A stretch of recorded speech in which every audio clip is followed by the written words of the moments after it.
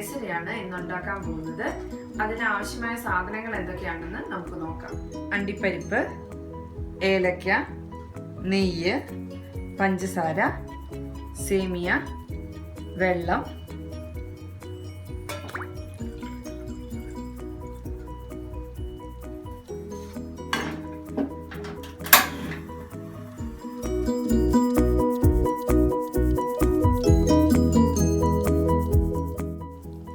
ആദ്യമായിട്ട് ചട്ടി ചൂടാക്കി നെയ്യൊഴിച്ച് അണ്ടിപ്പരിപ്പ് വറുത്ത് മാറ്റി വെക്കണം. ഇതിലേക്ക് അല്പം കൂടെ നെയ്യൊഴിച്ച് സേമിയ ഗോൾഡൻ ബ്രൗൺ നിറമാകുന്നതുവരെ വറുത്തെടുക്കണം.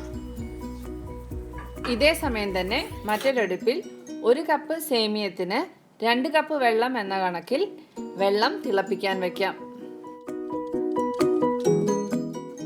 സേമിയ ഗോൾഡൻ കളറാകുമ്പോൾ തിളച്ച വെള്ളം ഇതിലേക്ക് ഒഴിച്ച് നന്നായി ഇളക്കി കൊടുക്കുക. സേമിയ വെന്തു വരുമ്പോൾ ആവശ്യമെങ്കിൽ ഫുഡ് കളർ ആഡ് ചെയ്യാവുന്നതാണ്. ഞാനിവിടെ ഉപയോഗിച്ചിരിക്കുന്നത് അല്പം മഞ്ഞളാണ്. അതായത് വളരെ കുറച്ച് മഞ്ഞൾ കുറച്ച് വെള്ളത്തിൽ ചാലിച്ച് ഇതിനകത്തോട്ട് ചേർത്തിരിക്കുകയാണ് ചെയ്തത്. അധികമായി പോയാൽ മഞ്ഞളിൻ്റെ ടേസ്റ്റ് കൂടുതലായിട്ട് ഉണ്ടാകും. ഇനി നമുക്ക് ഇതിലേക്ക് പഞ്ചസാര ആഡ് ചെയ്യാം. നന്നായി വെന്തതിന് ശേഷം മാത്രമേ സേമിയയിലേക്ക് പഞ്ചസാര ആഡ് ചെയ്യാൻ പാടുള്ളൂ. പഞ്ചസാര ചേർത്തതിന് ശേഷം സേമിയ വേവില്ല.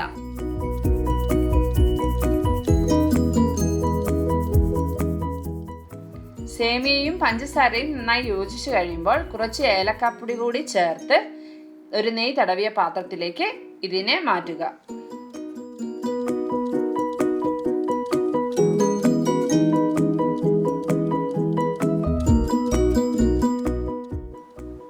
നേരത്തെ വറുത്തു മാറ്റി വെച്ച അണ്ടിപ്പരിപ്പ് ഇതിന് മുകളിൽ വെച്ച് അലങ്കരിക്കാം.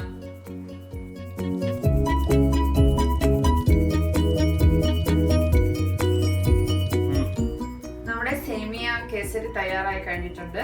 ഇത് നന്നായിട്ട് തണുത്ത ശേഷം നമുക്ക് ഇഷ്ടമുള്ള ഷേപ്പിൽ മുറിച്ചെടുത്ത് ഉപയോഗിക്കാവുന്നതാണ്. ഈ റെസിപ്പി ഇഷ്ടമായെങ്കിൽ പ്ലീസ് സബ്സ്ക്രൈബ് അവർ ചാനൽ.